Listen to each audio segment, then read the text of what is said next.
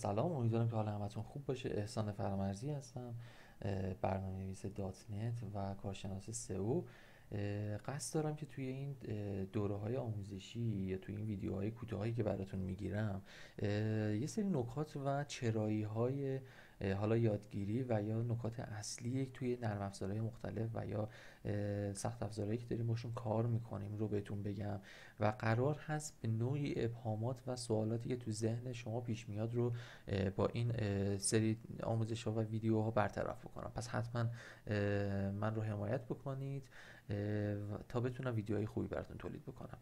اولین موضوعی که باش برخورد داریم، ما زمانی که شما شروع میکنید بک‌اند رو یاد بگیرید در فضای دات نت، بایستی با پایگاه داده و یا دیتابیس ها آشنا باشید که حالا چیزی که من قرار هستش راجع بهش صحبت بکنم پایگاه داده و دیتابیس اسکیول سرور هستش. اگر خاطرتون باشه قدیم یا در گذشته، زمانی که شما مثلا وارد دانشگاهی میشدید میخواستید انتخاب واحد بکنید، بهتون یه سی دی میدادن یا یه فضاهای ذخیره سازی بهتون میدادن که حالا اسمش هم فراموش کردم، ولی خب معمولا یه اواخر دوره‌ای که ما یادمونه سی دی میدادن بهمون، میگفتن این سی دی رو ببرید واحد آموزش.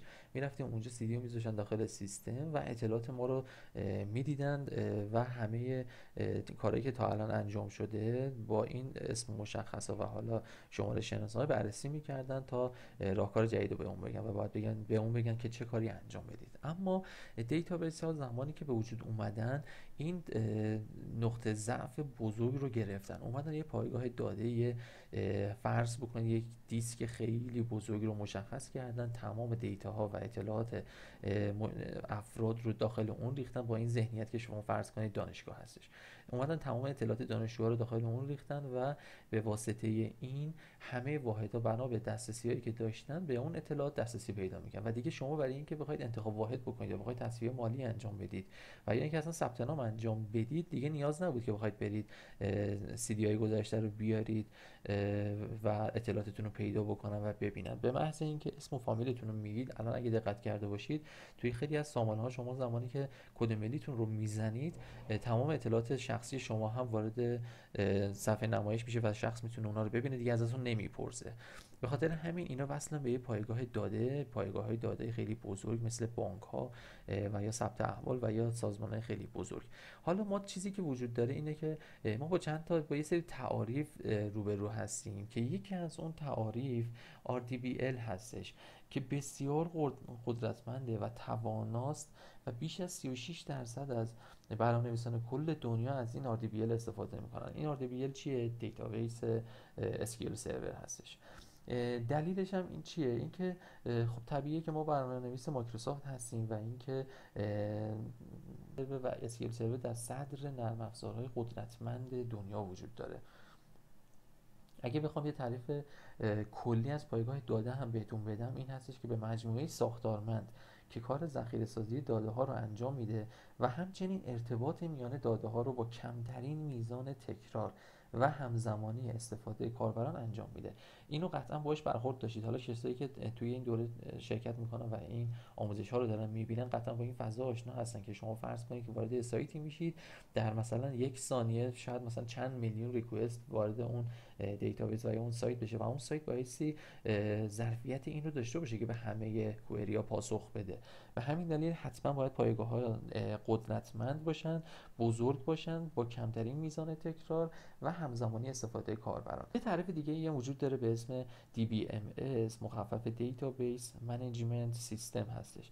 سیستم نرم افزاری مدیریت دیتابیس و عامل ارتباط میان کاربران و برنامه‌های کاربردی و بانک اطلاعاتی هستش که نسل جدید این دیتا منیجمنت سیستم ها شده RDBMS، یعنی Relational Database Management System، که این نسل دوم DBMS ها هستند. و بحث مهمتری که وجود داره بحث ذخیره سازی اطلاعات هستش که به صورت سیستم فایلینگ یا به صورت دیتابیس باید باشه. ساختار سیستم فایل یا فایلینگ سنتی معایبی داشته و یکی از اونها رو میتونیم به خطر افتادن داده های مشتری ها و انسان ها و یا ناسازگاری با داده های دیگه یا عدم اشتراک داده ها نام برد. ولی دیتابیس ها اینجوری نیست. یه برنامه کاربردی با استفاده از نرم افزارهای مدیریت بانک های اطلاعاتی که همین RDBMS ها هستن وصل میشن به دیتابیس ها و به همه دیتا ها و چیزهایی که کاربرا بهش نیاز دارن دسترسی پیدا میکنه. و تعریف بعدی که میتونم بهتون بگم ACID هستش که مخفف Atomicity Consistency Isolation Durability هستش که به معنی یک پارچگی، سازگاری، انزوا و پایایی هستش. حالا یعنی چی؟ یعنی که اتمیسیتی تمامی اعمال یک تراکنش به صورت کامل انجام میشه و کانستانسیتی هر تراکنش پس از اجرا از یک حالت صحیح به یک حالت صحیح دیگر تبدیل میشه و قوانین جامعیت داده حتما رعایت میشه. ایزولیشن تراکنش های همروند به گونه اجرا بشن که گویی هر کدوم در انزوا دارن اجرا میشن. مثلا اگه دقت کرده باشید شما زمانی که یه تراکنش مالی قبلا انجام میدادید یا شاید هم الان توی یه سری از اپ‌ها خیلی ضعیفه هنوز، تراکنشتون ناموفق میشد.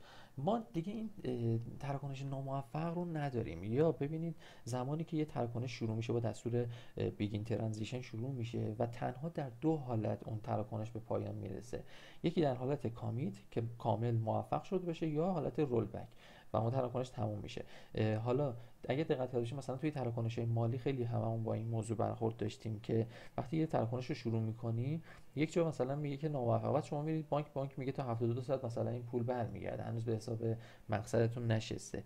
این همون رول بک است دیگه، به صورت ناموفق به ما پیام میده ولی خب از حساب ما کم شده.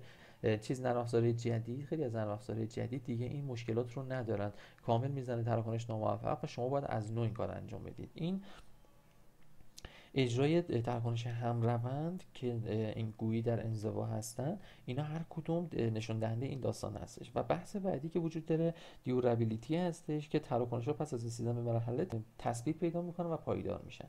این از این موضوع. حالا چرا بایستی ما اصلا به صورت عمیق اسکیول سرور رو یاد بگیریم؟ به خاطر اینکه خب ببینید شاید شما پیش به خودتون بگید که من میخوام برنامه‌نویس دات نت بشم یا اصلا سی شارپ رو یاد بگیرم، چرا بایستی اسکیول سرور رو به این حجم و عظمت بخوام یاد بگیرم و این همه تایم بذارم؟ همون تایمو میذارم سی شارپ رو یاد میگیرم یا اصلا میرم همون برنامه دات نت رو یا فریم ورکاشو یاد میگیرم. نه، ببینید ما همه به همه اینا به هم پیوستن. شما زمانی که اسکیل سرور رو خوب یاد بگیرید توانایی کار با دیتابیس های پیچیده رو پیدا میکنید. در پروژه بزرگ ساختار دیتابیس ها بسیار پیچیده میشه. اگه بخواید درک عمیقی از این روابطشون داشته باشی باید اسکیل سرور رو به خوبی تو بهترین ORM ها مثل انتیتی فریم ورک ها بعضی وقتا محدودیت زیادی پیدا میکنن و داشتن توانایی نوشتن کوئری پیچیده برای بهینه‌سازی تنها کد نویسی بلد نیست، بلکه باید بتونه عملکرد دیتابیس رو هم بهینه بکنه و ارتقا بده. این موضوع به شدت در پروژه بزرگ و پرحجم اهمیت زیادی داره و پروژه‌ای که دیتابیس های خیلی بزرگی دارن مشکلات بزرگتری هم باش برخورد میکنن و بهتره که از این چالشات با خبر باشید و بدونید و حتما به حالت ویژوالی و اسکریپتی و مشخصا تاکید میکنم اسکریپتی رو خیلی خوب یاد بگیرید، به خاطر اینکه خب خیلی از مشکلات خطاها رو با اون میتونید پیدا بکنید و باش برخورد داشته باشید. همین که با مشکلات و خطاها روبرو میشید باعث میشه اون رو خوب درک بکنید و یاد بگیرید. و اینکه اتصال بهتر با تیم‌های دیگه در پروژه بزرگ شما ممکنه با تیم‌های مختلفی کار کنید که مثلا تیم DBA، تیم بک‌اند و غیره دارن کار میکنن. اگه تسلط خوبی روی اسکیول سرور نداشته باشید شما خیلی نمیتونید با همکاراتون مشارکت تیمی داشته باشید تو اون پروژه و براتون کار سخت میشه، چون شما بایستی قابلیت حل مسائل پیچیده و چالش‌های برنامه‌نویسی رو داشته باشید. اگه بتونید مسائل پیچیده مثل اسکیل سرور رو حل کنید، مثل ایجاد جدول پیچیده، نوشتن کوئری پیچیده، کار با تراکنش‌ها و امنیت داده‌ها رو بلد باشید، این باعث میشه که درک بسیار عمیق‌تری از سیستم‌های اطلاعاتی داشته باشید و این دانش به شما کمک میکنه از هر جنبه‌ای بتونید برنامه‌نویس بهتری باشید و برخورد با دیباگ‌های مختلف و رفع اونها و بهینه کردن جستجوها در دیتابیس شما میتونه هزینه‌های اون نرم افزارا رو بیاره پایین و دسترسی کاربر رو به اطلاعات رو خیلی بیشتر بکنه. دسترسی خب تیم‌های مختلف رو، چون نرم افزاری که دارید می‌نویسید به یه دیتابیسی قرار هستش که وصل بشه. به همین دلیل وقتی خب کاربرا نتیجه کاربری بهتری دارن، یه نکته سویه بهتون بگم، وقتی نتیجه کاربری بهتری دارن، خب این اصطلاحا بهش میگن که خب رابط کاربری بهتری داره. وقتی رابط کاربری بهتری باشه، اون اپلیکیشن یا اون بیزنسی که شما دارید می‌نویسید کاربر پذیرتر هستش و خب کاربرها بیشتر دوست دارن با اون کار بکنن. بیشتر حالا اگر اپلیکیشن هست بیشتر به اپلیکیشن شما سر میزنن، اگر نرم افزار هستش سعی میکنن تمام کارهاشون رو با اون انجام بدن و خود این باعث میشه که خب هزینه‌های اون بیزینس به شدت پایین بیاد، خطاها پایین بیاد. دیگه پرسنل یا افرادی که دارن تو اون بیزینس کار میکنن دیگه نخوان آزمون خطای شخصی انجام بدن و همه چیز ساختارمند میشه و این ساختار سیستمی و سیستماتیک خیلی میتونه به رشد بیزینس شما کمک بکنه و همه ما باید تلاشمون بر این باشه که بتونیم هرچی میشه که این سیستم رو ارتقا بدیم و تا جایی که ممکن هست بهینه‌اش بکنیم تا نتیجه کاربری بهتری داشته باشیم. خیلی این ویدیو رو طولانیش نمی‌کنم، حالا ان شاءالله توی ویدیوهای دیگه سعی می‌کنم خیلی شسته رفته. الان این تقریبا 12 13 دقیقه‌ای که داره از تایم میگذره، یه چیزی حدود 3-4 ساعت از آموزشی هستش که برای اسکیل سرور هستش. شما اگر این اطلاعات کلی که الان من بهتون گفتم رو در جریانش باشید، بدونید که داستان از چه قرار هسته، شاید با دیدی بهتر، نگاهی بهتر بتونید انتخاب بکنید که اصلا شاید دوست نداشته باشید دیتابیس رو یاد بگیرید یا اسکیل سرور رو یاد بگیرید و یا مسیرتون فرق بکنه. چون یادگیری مسیر برنامه‌نویسی بسیار مهم هستش که شما تو چه حوزه‌ای بخوای قدم بردارید و بسیار توی موفقیت شما تاثیر گذاره. خیلی ممنونم از همتون، موفق و پیروز باشید، به امید دیدار.